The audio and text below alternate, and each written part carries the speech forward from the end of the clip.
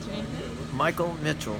Okay, Mr. Mitchell, can you share with us about how you came to be in the shelter and what it's meant to you and what will you do if it closes or when it closes? I was living up in Port Angeles, Washington, and their shelter closed. And I had lived here for about 20 years, and I came back here, and the shelter was open. I was surprised. So I've been here for about 2 weeks now. Okay. And before they lost the other shelter that closed, where did you live prior to that? I lived here in Berkeley. I lived outside. Oh, okay. And in Berkeley, you've been outdoors for 20 years? Pretty much, yeah. Where did you grow up? I grew up in Seattle, Washington. Very nice. So after this shelter closes, do you have any plans or ideas as to where you will stay next? I've looked into Port Angeles. Their shelter is still closed. The only shelter which is up in Washington, which is a long ways from here. And one of the problems is that I get a chemo shot every month. I'm 72 years old and have incurable cancer. And the doctors are getting tired of me going from one place to the other because they have to send the information back. I mean, if you know doctors, you know how uppity they can get. And they're really getting that way. I mean, it's getting difficult. And when I leave here, I don't know really. In fact, I called today up in Skagit County. There's one shelter there, the only shelter in Skagit County.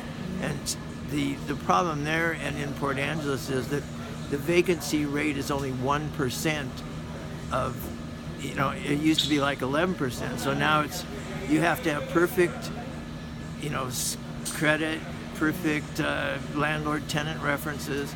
And of course, from living outside for a long time, I don't have landlord-tenant references. That I have something go way back. My credit is probably poor, and I get Social Security retirement, which really doesn't. It's impossible to live around here and pay rent with that. How much is your Social Security retirement check? It's about $1,300 and something after they take out the Medicare. I mean, here they pay the Medicare now, but in Washington they don't. And have you noticed the price of one bedrooms around here, an apartment studio? I haven't even looked lately because $1,800. Yeah, right. I mean, more than your Social Security check. Impossible, right? Where did you work before you retired? I worked as a kid. I worked in a grocery store and a gas station. Typical hard-working person. 50 cents. Well, I'm pretty old, and back then we used to get 50 cents an hour. Yeah. So it wasn't much. But it was enough to get me on Social Security. Well, hopefully they'll find a placement. Have you had anyone meet with you while you've been here? Alex, I met with Alex, and then I had John look up where I was on the hub list, and I'm number 335 on the list.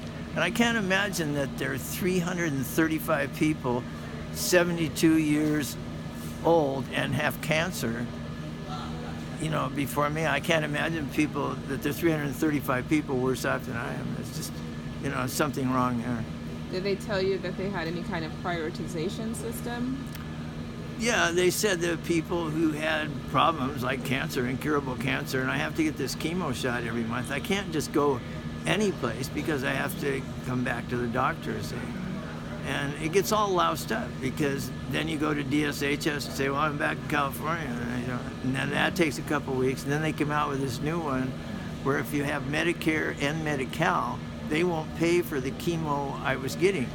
Whereas if you just have Medicare, they'll pay for it. So, it's just... So sorry to hear that. Really, it's difficult. And when you look at it, I might live for another 3 years. And, it gets... I'd live longer if I were inside. But I don't see that happening, to be honest with you. I mean, the shelter, I don't see why the city, didn't keep this place. Why did they give it to some food outfit?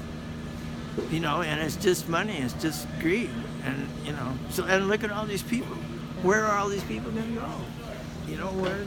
What in the world? And before, I think there were 90 people here at one time. Now there's 79 or something like that. And everybody gets turned out in the street. I mean, people will get robbed, et cetera, et cetera, et cetera. But you feel safe here?